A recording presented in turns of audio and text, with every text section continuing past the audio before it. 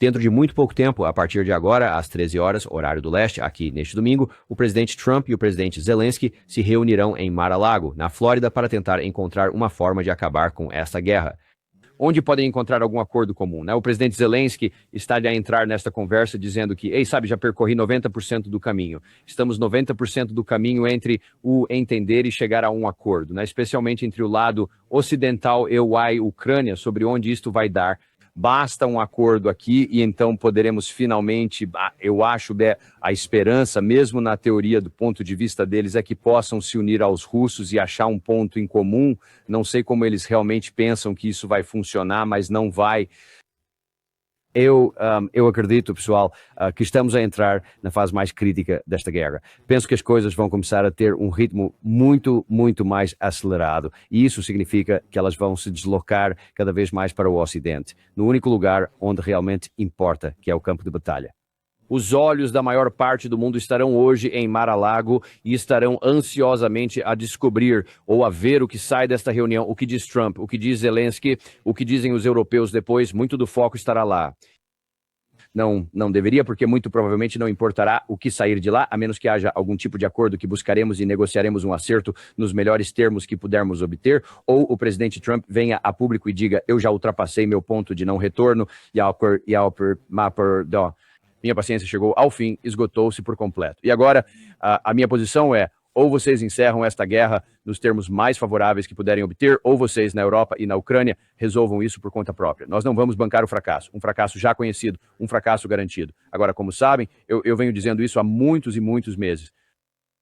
Mas agora temos novas evidências de que a aceleração e o ritmo estão a aumentar e já não pode ser ignorado. Eles podem querer e as pessoas ainda vão tentar, mas não deviam. E deixe-me mostrar-lhe porquê. Acabamos de receber a informação. Nas últimas 24 horas foram registrados avanços significativos em toda a região sul e central da frente oriental. Vamos começar e mostrar a vocês o que está acontecendo aqui nesta região. Em primeiro lugar, na importante região de Zaporizhzhia. Temos acompanhado esta situação por algum tempo e vocês podem ver que a cidade de Stepangorsk caiu agora, nas últimas 24 horas. Portanto, esta área continua a se mover para mais perto da própria cidade de Zaporizhzhia e os russos estão avançando por lá. Então, você vai para o próximo e este é bem importante. Esta é Guliáipoli. Eu venho falando sobre isso há muito tempo. E na verdade, é questão de semanas. Acontece que agora a Rússia já capturou isso por completo e há provas em vídeo por trás de tudo isso, então não aceitamos a palavra de ninguém, a propósito. Os russos já tomaram Guliáipoli. Mais sobre isso em apenas um segundo. Mas vejam, isso aconteceu muito, muito rápido. Depois dali subimos para, uma das áreas mais faladas, que é o conglomerado de Pokrovsk-Mirnograd. Agora vem que está tudo a vermelho. Então, Mirnograd finalmente caiu. E lembrem-se que inicialmente dissemos que havia potencialmente entre 6 e 10 mil soldados ucranianos neste bolsão, e quando comecei a falar sobre isso há cerca de um mês, tudo se estendia até aqui. Este lado ucraniano tinha todos esses campos, tinham as duas aglomerações, tudo, né? Está tudo perdido, pessoal. Tudo se foi, então todas essas tropas estão mortas, capturadas ou feridas. Eles nunca criaram o bolsão que eu disse que deveriam ter feito com os contra-ataques que a Ucrânia estava realizando aqui. Deveriam ter tentado abrir um caminho para tirar suas tropas. Eles decidiram não fazer isso e agora, como eu havia previsto, como eu havia temido, eles sacrificaram todos eles. Assim, todas aquelas tropas se foram. Quando já sabemos, porque eu te relato isso diariamente, a dificuldade que o lado ucraniano tem para forçar pessoas mobilizadas para o campo de batalha, o número de pessoas que eles têm abandonando seus postos, o número de mortos, o número de feridos, é um saldo líquido negativo diário e o exército deles está diminuindo e, portanto, está ficando mais fraco. Agora vemos a concretização disso nas consequências do que vínhamos alertando. Assim, perderam as duas cidades, perderam de novo todo o pessoal envolvido. Mas lembrem-se, a propósito, não esqueçam isto e quero trazer isso à tona aqui. Há umas 3 ou 4 semanas mostrei a vocês uma entrevista com o general Syrskyi. Ele afirma que ainda temos Pokrovsk sob nosso controle. Não dê ouvidos ao que os russos dizem. Bem, a prova está diante de você. Ele mentiu e agora seus homens estão mortos por isso e seu país está enfraquecendo em consequência, avançando mais adiante na estrada. Rodinsky, depois de uma longa batalha e e bastante longa, sabe? Por vários meses, vários contra-ataques ucranianos haviam ocorrido, eles retomaram grande parte desta área. Pelo menos a partir de hoje, está agora totalmente, pela primeira vez, completamente sob controle russo. Então, claro, como eu disse, Mirnograd também caiu, e então nós apenas avançamos pela linha de contato aqui, e vocês veem porções adicionais significativas, o do vermelho fresco aqui, o que, como sabem, significa que nas últimas 12 horas a Rússia capturou este território aqui, então Fivka, também foi tomada. Você vê que é uma seção bem considerável ali, são diversos campos. E isso em apenas um dia de novo, pessoal. O que isso mostra a vocês, por toda esta parte sul e central aqui, é que o ritmo do avanço russo está ganhando velocidade. E o que vocês não conseguem ver aqui, pessoal, é que não há qualquer movimento em direção ao leste. Não se vê nenhuma resistência. Mesmo onde vocês observam esses contra-ataques temporários, eles são sempre isso, são apenas temporários. E então os russos recapturam o território e depois avançam. Essa tem sido a cadência e o padrão por provavelmente quase 2 anos já. Em todos os lugares importantes, não tem havido nenhum lugar, entenda isso, deixe isso entrar na sua mente.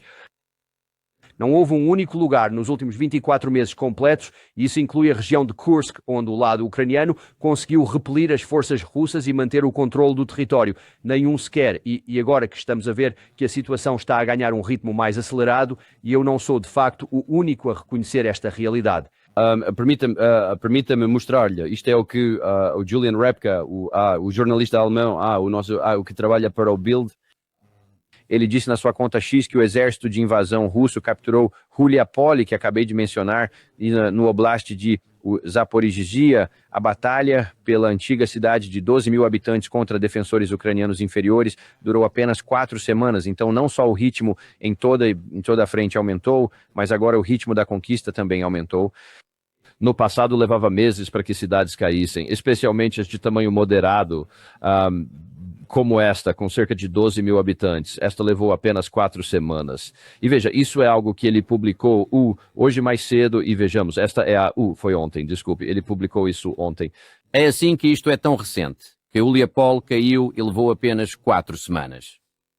E ele está a começar a dizer, ouça, ele reconhece que o ritmo está a acelerar e há consequências para isto. Todas estas coisas estão a acontecer, todas essas perdas. O senhor entende isto. O presidente Trump não será ignorante de tudo isto. Ele terá o seu pessoal de inteligência que estará lá, o seu pessoal militar estará lá. E a menos que estejam a mentir-lhe, a menos que estejam a esconder-lhe informações, ele receberá estes relatórios. Agora, apenas imagine o quão ansioso ele estará para dizer, sabem de uma coisa, pessoal? Eu quero fazer algo para me colocar em risco.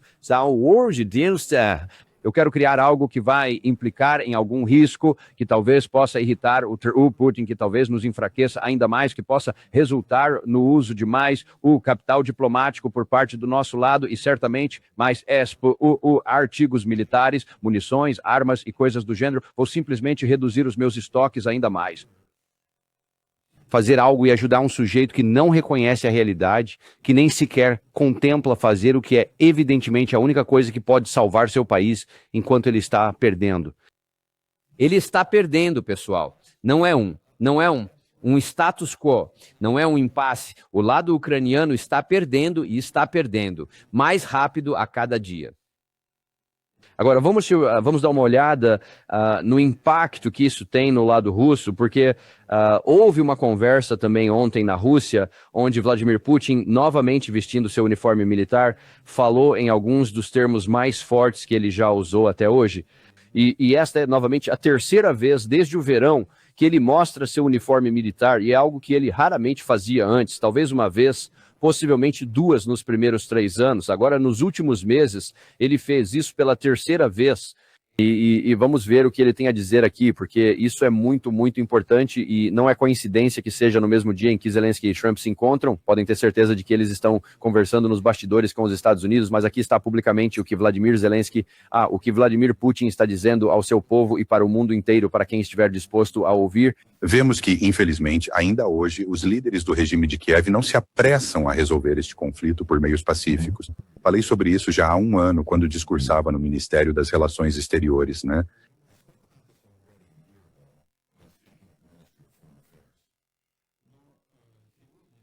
Mas hoje, a julgar pelos seus relatórios, a julgar pelo ritmo que observamos ao longo da linha de contato de combate,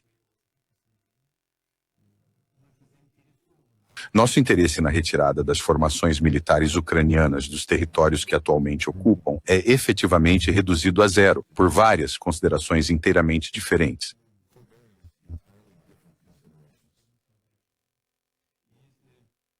E se as autoridades de Kiev não desejarem encerrar o assunto pacificamente, resolveremos todas as tarefas que nos confrontam no decorrer da operação militar especial por meios armados.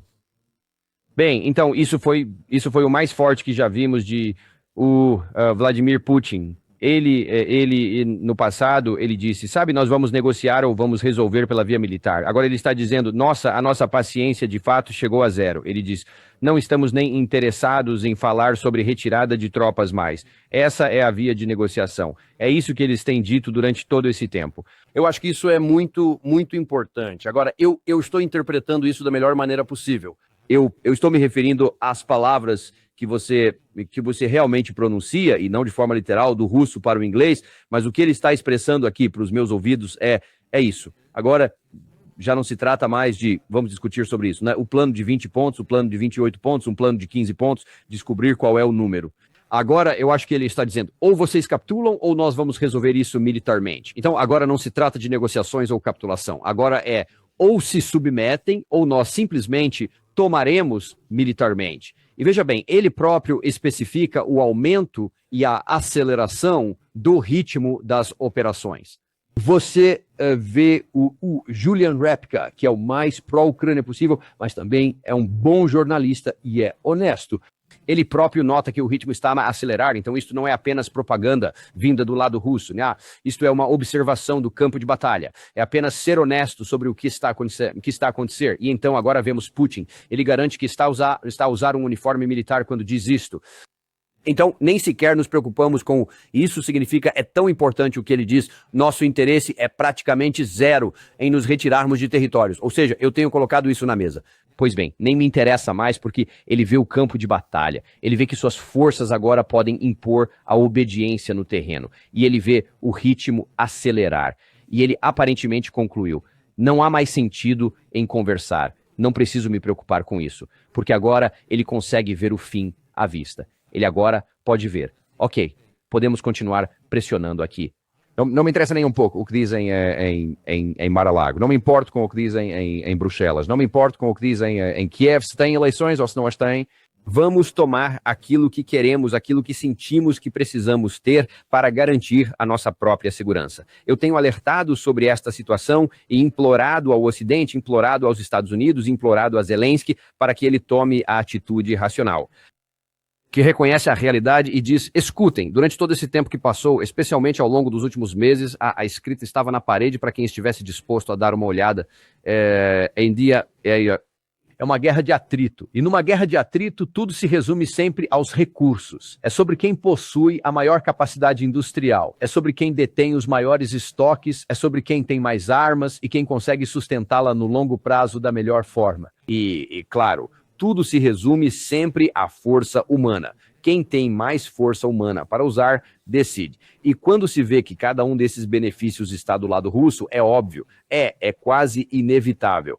Só pode terminar desta forma. E quando se tem anos de prova irrefutável de que se está a desenrolar dessa forma, é uma tolice do mais alto grau ignorar isso. E ainda assim, aqui estamos nós, foi exatamente o que temos feito aqui no Ocidente. Nós ignoramos isso, nós não simplesmente reconhecemos as observações patentes da realidade e a situação no terreno, e agora eles estão ganhando ritmo e é realmente impossível para qualquer um ignorar.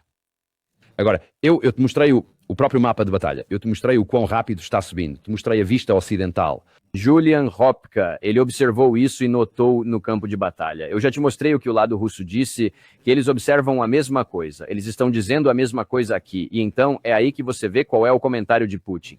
Ou vamos conseguir tudo o que queremos. E ele também, naquele mesmo discurso, fez referência novamente aos termos de junho de 2024, então nada mudou do lado russo. E o que ele disse? Vamos alcançar todos os nossos objetivos. Ele falava disso. Desmilitarização, desnazificação, acesso territorial e, claro, neutralidade. Não, sem OTAN, todas essas coisas. E depois a mudança da constituição deles para cuidar dos russos étnicos que vivem na Ucrânia. Tudo isso ainda é o exigido. Agora temo que não haja mais possibilidade de negociações. O tempo dirá, se algum tipo de sanidade sair de Mar-a-Lago hoje, quem sabe talvez ainda haja alguma possibilidade de última hora, mas parece-me que a Rússia calculou, não adianta falar com vocês, ninguém vai ouvir, então a única coisa que nos resta é a força militar, e agora lá vamos nós, e se acham que isso passou despercebido, para a Ucrânia, nem isso, e deixe-me mostrar, isto é algo do Chambel hoje mais cedo, onde ele está falando sobre, vejamos, deixe-me pegar o certo aqui. Sim, vamos lá. Chambel, onde ele comenta, é como se vê. Eu te disse no Ocidente, é assim que parece da observação dele quando ele esteve na Ucrânia. E o que é fascinante, eu acho, há alguns anos, quando eu, me envolvi mais intimamente na Ucrânia, a maioria dos ucranianos que conheci eram muito do tipo, vamos expulsar a Rússia, esta tem sido uma guerra de 300 anos, sempre vamos vencer. Minha visita mais recente lá, muito, muito diferente. As bandeiras na Praça Maidan, uma bandeira para cada vida perdida, é algo que nos humilha profundamente quando se vêem estas centenas, milhares, dezenas de milhares de bandeiras a tremular. A vida mudou para todos na Ucrânia. Será que agora sentem que a vitória deles é inevitável? Não, há muito mais um sentimento de cansaço, um sentimento de perda, que de alguma forma eles têm que negociar o fim desta guerra. A questão é o quanto se está disposto a ceder e não se pode fazer essas negociações em público, não é? O que eu acho que, bem, sim. Na verdade, você pode não conseguir conduzir essas negociações em público, mas certamente pode reconhecê-las. E você vê até mesmo Chambel, até mesmo a Sky News, que é muito mais pró-Ucrânia do que até mesmo Julian Hopka, da revista Bild. Até mesmo ele está admitindo isso agora publicamente. Ele mesmo disse que não se pode fazer isso em público, mas é exatamente o que ele está fazendo. E eu penso que se você estiver interpretando corretamente o que ele está dizendo, você pode perceber que ele não está tentando de forma alguma pintar um bom quadro disso. Ele está dizendo que até as pessoas em Kiev reconhecem, não vamos vencer, não vamos conseguir. E se for esse o caso, se finalmente chegamos ao ponto em que até o lado ucraniano reconhece que está perdido, então não há como evitar isso.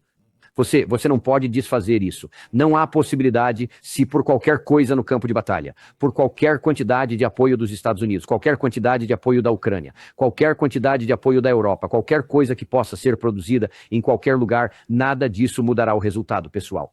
Essa é uma guerra de atrito, e tudo e qualquer coisa em sua totalidade que vocês possam obter do Ocidente combinado nunca poderá igualar o que o lado russo possui, porque eles veem isso como uma luta existencial e calcularam isso a longo prazo. Eles foram pacientes, e agora, depois de quase 4 anos, eles atingiram a massa crítica. E agora é provável que o ritmo vá acelerar, vai ser mais rápido. Então, não sei o que vai sair de Mar-a-Lago daqui a apenas algumas horas, não sei. Mas se for algo além do que já falei aqui, se for apenas mais conversa fiada, se Zelensky aparecer e disser, sim, estamos mais perto. Eu não sei, estamos a 95% do caminho. Alguma coisa ridícula do tipo, se for praticamente qualquer coisa que não seja o que eu disse sobre... Então vamos colocar um fim nisso, né? Se Trump disser algo além de... a minha paciência também chegou ao fim, então tudo o que vai fazer é apenas abrir caminho para mais mortes ucranianas. Nada vai mudar o desfecho desta guerra, pessoal. Quer dizer, nós já passamos do ponto, já estávamos lá há muito tempo, né? Eu acho que a história vai olhar para trás e dizer que, assim como na Guerra Civil, a Batalha de Gettysburg foi o fator decisivo, uma vez que o Sul basicamente perdeu aquela batalha, mesmo que tenha sido uma espécie de empate, mas em termos da postura geral das forças, o fracasso em ter sucesso em Gettysburg foi a sentença de morte para o Sul, mas ainda demorou muito tempo, acho que foi 1 ano e meio ou algo assim, antes que chegasse ao seu fim completo, mas aquilo sinalizou o fim ali.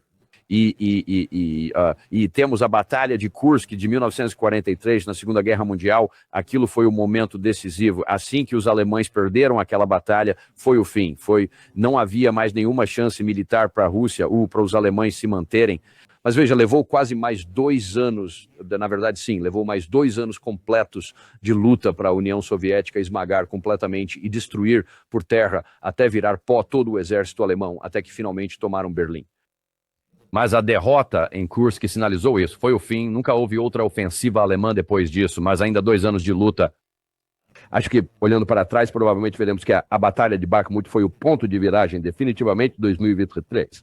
Certamente nada depois da ofensiva falhada de 2023, mesmo num cenário maior que provavelmente o indicará, mas devido às perdas que sofreram em Bakhmut e que depois exacerbaram com a absurda incursão em Kursk, etc., cada vez que fazem isto, perdem mais soldados. E agora, toda esta aglomeração de Pokrovsk, Mirnograd e a sua recusa em fazer algo que fizesse qualquer sentido militar acelerou o fim.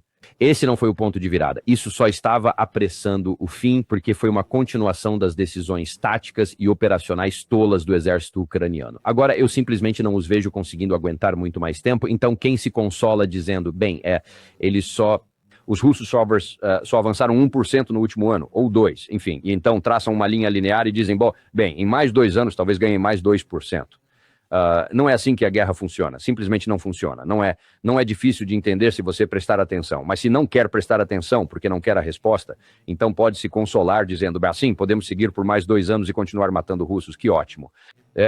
E se a Ucrânia morrer, bem, nós simplesmente seguiremos em frente. É o que muitos no Ocidente estão a dizer, o que é grotesco, imoral e antiético, mas também está completamente errado. Se é isso que você está pensando, se você é um daqueles que está nesse grupo, você vai ficar extremamente surpreso, insatisfeito e chocado, aparentemente. Não sei como, mas haverá quem fique chocado com isso. Mas acho que estamos a chegar ao ponto, e parece-me que Putin está a reconhecer isso de novo, porque vejo muita confiança a vir do lado russo, e acho que é mais porque eles veem o ritmo a acelerar aqui. Além disso, nem sabemos, não sei o que eles têm planeado militarmente. Sabemos que, por relatos ucranianos, eles tinham centenas de milhares de soldados que estavam na frente leste e não foram engajados, então não sabemos o que eles têm feito. Obviamente eles têm treinado, mas para o que eles estão se preparando, não sei dizer. Mas se eles decidiram, tudo bem, agora temos essa fraqueza por toda a frente, e você vê que eles estão perdendo em todo lugar, eles não têm mais nenhuma reserva estratégica. Lembram que eu mostrei a vocês lá na área de Kupiansk, nas últimas semanas, onde parecia que a Ucrânia tinha levado todas as tropas deles? As poucas reservas que tinham foram tiradas de outros lugares e retomaram parte da cidade de Kupiansk. E exatamente como eu disse que ia acontecer, está acontecendo agora. E agora a Rússia, eles aguentaram firme, resistiram à tempestade, e agora estão lentamente começando a contra-atacar. Então você usou sua última reserva para algo que não tinha nenhum significado operacional e você perdeu essa reserva porque agora as baixas continuam a se acumular ao custo de perder em todos esses outros lugares. E se a Rússia agora inundar algum ponto fraco da frente, com algumas dessas centenas de milhares de soldados, como se tem falado, vai ser como um soco que atravessa um saco de papel, não há simplesmente nada lá que possa pará-lo. É onde estamos, pessoal, é o que está em jogo aqui. Então, vamos aguardar para ver o que vai resultar desta reunião aqui com Trump e Zelensky em breve. E certamente, se houver alguma novidade disso, voltaremos a falar com vocês mais tarde hoje. Caso contrário, faremos chegar a você ou na segunda de manhã, te diremos o que está acontecendo e veremos para onde vamos daqui. Mas essa é a perspectiva de domingo, antes da reunião de Trump e Zelensky.